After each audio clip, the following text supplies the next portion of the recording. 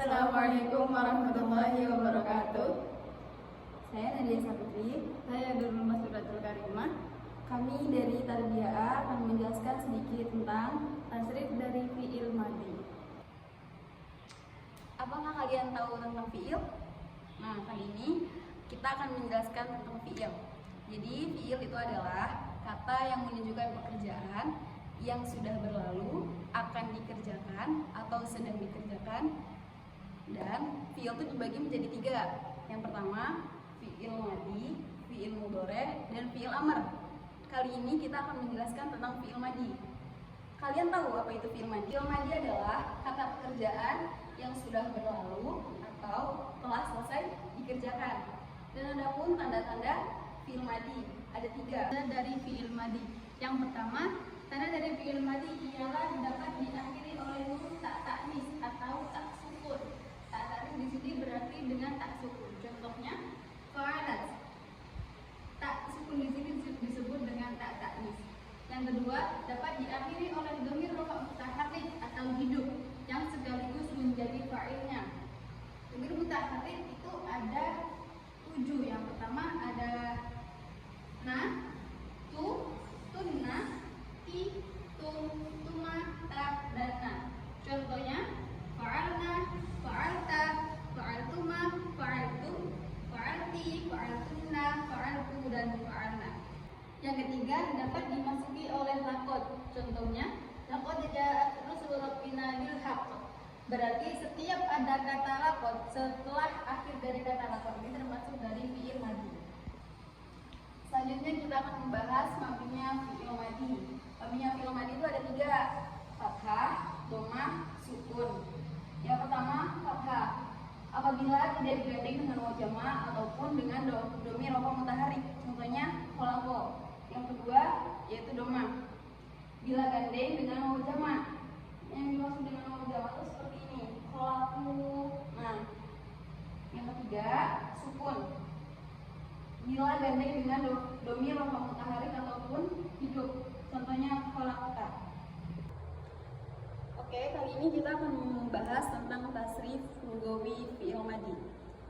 Jadi, tasrif lughawi itu secara bahasa adalah mutlak perubahan.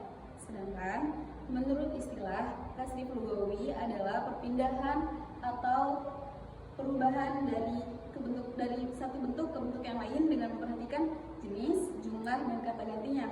Adapun tasrif lughawi itu jenisnya dibagi menjadi 2, yaitu mudzakkar dan muannas. Dan untuk kata gantinya dibagi menjadi 3, yaitu ghaib, khitab, dan takalum. Untuk jumlahnya terbagi menjadi 3 juga, yaitu mufrad, tasniyah, dan jamaknya. Dan untuk secara susunan biasanya tasrif lughawi itu cenderung lebih ke bawah. Yang pertama itu fa'ala, fa'ala, fa'alu. Nah, ketiga ini termasuk pada ghaib. Nah, terus untuk mabninya ada mabni fathah. Fa'ala dan fa'ala itu termasuk mabni fathah. Kenapa dia mabni fathah? Karena tidak bergandeng atau tidak bertemu dengan waw jama' ataupun dengan dhamir rafa' mutaharrik.